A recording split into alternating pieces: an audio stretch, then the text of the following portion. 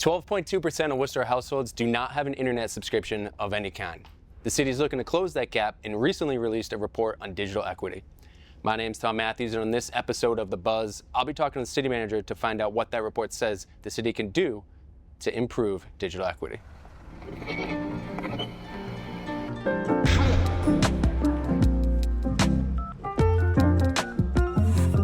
All right, Mr. Manager, the city just released its digital equity report. First things first, what is digital equity? You know, digital equity is actually a concept that's been discussed quite a bit in many communities across the nation, across the state.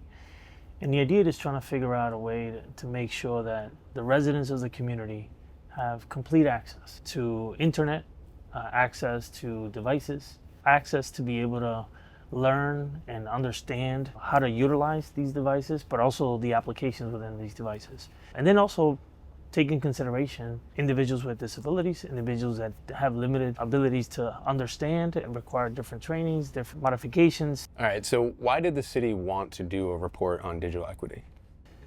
You know, there's been a lot of conversation in the city of Worcester regarding municipal broadband. And a lot of people misunderstand what that really means, and they try to bring everything all into one.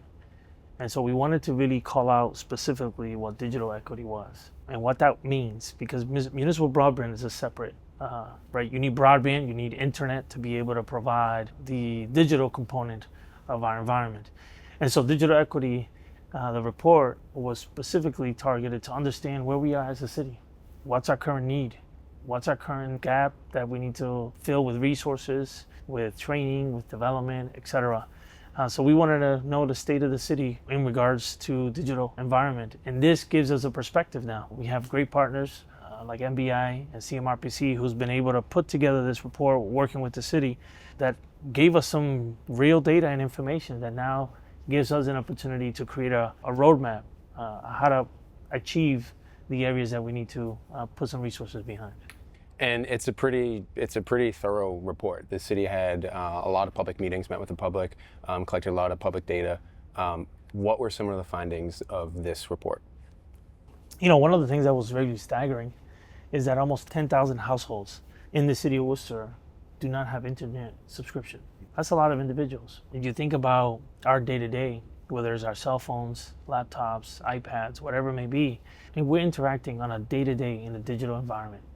It's just who we are as individuals. And just to think that there's over 10,000 households who don't have it. And that could be a household of 5 people, a household of 1, a household of 3. And so that's a lot of people in the city of Worcester that need opportunities not only for internet, but also to have reliable internet, but also have the opportunity to engage in this digital world, because we all know that the digital environment is what helps us to acquire jobs, to move ahead in our careers, and have access to information, whether it's municipal information, local information, but also information related to the nation, what's happening across our world. Just to think that some families don't have that ability to have that. So if I'm a resident in the city right now, I'm looking to sign up for internet, what are my options? What are the internet service providers in the city right now? Currently right now, we have the broadband provider is Spectrum. I know Verizon is also laying fiber in the city, and some people have now started to migrate to Verizon, but that's regarding broadband subscription. But when it comes to internet, some people have it in their cell phones, right? And so you have, whether it's T-Mobile, AT&T, Verizon, etc. You have other providers that are providing that service through a cell phone or an iPad. Majority of people, I would say, in the city of Worcester are utilizing those kind of paid subscriptions rather than actually a broadband service through Spectrum. And that can be a challenge in itself, because you as a home, you're relying on your cell phone device as your source of information, but as also your source of internet for that household. And so those are the challenges that we see in our community. All right, so what are some of the things that this city is going to or can do to improve digital equity, internet access, affordability here in the city? Yeah, there's a number of things. One is create a digital equity coalition so that we can coordinate our efforts, understand and make recommendations to implement these programs that we need to get done. Create a digital navigator program in position. And this position will help to facilitate in connecting with community, helping them navigate some of the resources that are available, especially here in the library and all the work that the library provides around access, affordability, literacy, etc. Even consider creating a modest grant program so that we can help to fill the gap. Right now we had this program, the federal government has a program called ACP. The ACP program helps families offset some of the costs when it comes to the internet subscription. And so that in itself helps individuals be able to provide internet for their families, but also be able to learn and grow. So we want to make sure that we create a grant program that continues to assist individuals, because we know this ACP program has been at jeopardy at the federal level. And Worcester's been one of the biggest subscribers, or one of the biggest populations that has opted into this program. Absolutely, and we're one of the best in the state that has done a great job in connecting families and understanding that this resource is available. And kudos to the Worcester Public Schools. They played a huge role in helping us achieve that with the assistance from the Research Bureau. That happened a lot during the pandemic when we had a significant challenge in getting young people access to the internet. We did a campaign and push and working with families and community providers and organizations in the city for them to take opportunity of this program. So again, there's a list of recommendations that are in this report. It's an extensive report, but there's a number of things that we want to start to work on, and I just listed a few of those. Yeah, and so we're here at the library. We're here in the Innovation Center. In the report, it mentions that the library is going to play a key role in improving the city's digital equity. What is the library's role? Yeah, so the library for years and years and years have provided access to the community in all types of literacy programs. They have many different programs, even the Internet of Things programs where you can check out a laptop, a computer, or even an internet device. They've always played a role in providing access and opportunities for individuals and residents in our community, even trainings, workshops, webinars, etc. The library's always done a great job in that.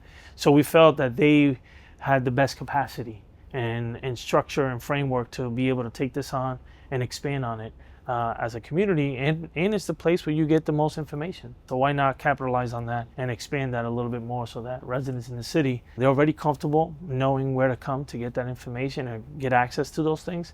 So how do we amplify that? And we felt the library would be the best partner to be able to take that on. Okay, and Mr. Manager, some good news. After the digital equity report came out, the city received news that the Worcester Public Library is going to be receiving a $100,000 grant from MBI. What is this going to be used for? Yeah, the $100,000 will be used in few things actually. One, we want to provide some training, literacy training. We're going to provide some hotspot devices where people can actually take that home. And it will also help work and funding and supporting the staffing that is going to be doing a lot of the work here. All of the librarians are going to serve as navigators overall in the city and in the library to make sure people have access to this information, have access to these devices, have access to the trainings and programs that will be available. So it's a combination of everything, but the $100,000 helped to kickstart this. We would then evaluate year over year in terms of how do we continue to enhance the program, how do we figure out resources to continue to expand the program as well. All right, well, is there anything else that folks should know about the city's efforts to improve digital equity? Yeah, there's a lot of things here, a lot of recommendations, a lot of work that's going to be ahead. It's going to be a multi-year process for us to get there. But again, we want to make sure that we promote healthy device and internet use for all age groups, particularly children, adolescents, young adults. We saw, like I mentioned earlier, the challenge of that during the pandemic when the school was shut down. We want to explore more opportunities to increase the number of internet access providers, and we've been working at that as a city in many different fronts. There's a number of things that are happening in this report, a lot of great information. I highly recommend people to take some time to read through it. There was a lot of great work that took to achieve that. We hope that this will create a roadmap again for us to be able to achieve digital equity here in the city of Worcester. Awesome, that's great news.